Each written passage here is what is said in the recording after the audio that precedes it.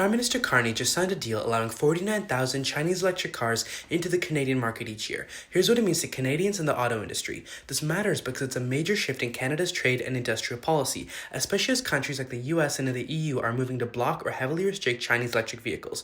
Canada is choosing a different approach at a time when EVs prices, supply chains, and trade relationships are all under pressure. Here's the background.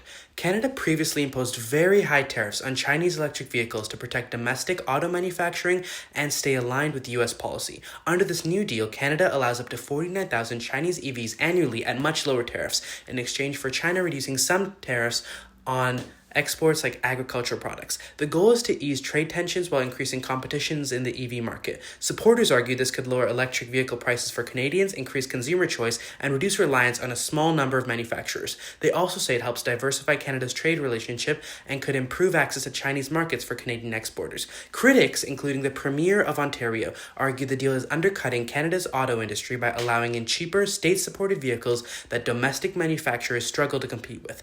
Others warn it could further weaken Canada's relationship with US and the European partners and create long-term risks for industrial jobs and supply chain security here at home. Others also say that dealing with China is risky because of its past interference, and I explained why in my previous video. So what do you think? Should Canada prioritize lower prices and trade diversification, or protect its auto industry for Canadians even if it means higher costs for consumers? Let me know in the comments below.